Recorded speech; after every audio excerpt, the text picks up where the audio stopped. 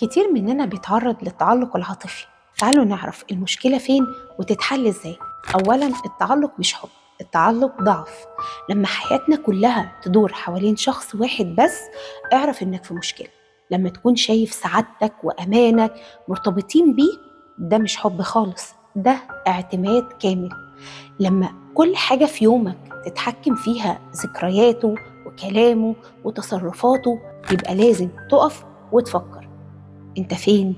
فين حياتك؟ فين أحلامك؟ فين بكرة بتاعك؟ خليك واعي لأعراض التعلق. اللي هي ايه؟ أول حاجة، مشغول بيه طول الوقت، بتفتش في تليفونك، بتراقبه على السوشيال ميديا، على في محاضراته، بتحلل كل كلمة كتبها. تاني حاجة، ذكرياته شاغلة بالك، مش قادر تنسى كلمة قالها، موقف جمعكم مع بعض. تالت حاجة، بتكرر جمل زي اتعودت عليه، مش عارف أعيش من غيره. دي إشارات إنك فقدت توازنك في العلاقة. رابع حاجة، حياتك متأثرة، شغلك، أصحابك، أهلك، كلهم اختفوا عشان أنت متعلق بشخص واحد. لو عايز تتخلص من التعلق ده، خد خطوة واضحة، اعترف بالمشكلة. مش عيب إنك تعرف إن في حاجة غلط وتبدأ تصلحها.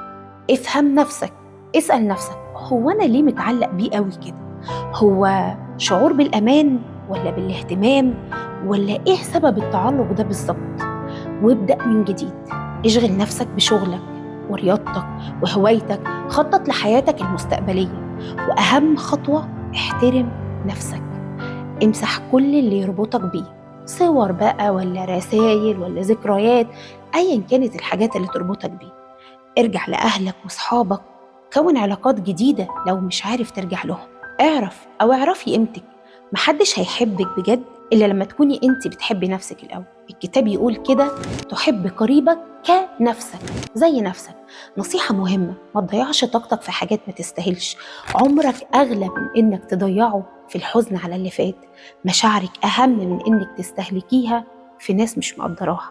حياتك أحلى لما تتصالح مع نفسك، أو تتصالحي مع نفسك وتكملي طريقك بقوة. الشعور بالألم حاجة طبيعية، لكن الأهم إنها ما تخليش الألم يعطلك أو يوقف حياتك. أنت القائد لمشاعرك، مشاعرك تتبعك وتمشي وراك، مش العكس. لو مريت بتجربة مشابهة زي دي، قول لنا إيه الخطوات اللي بدأت تاخدها عشان تتخلص من التعلق العاطفي، وهل وصلت لبر الأمان ولا لسه شوية؟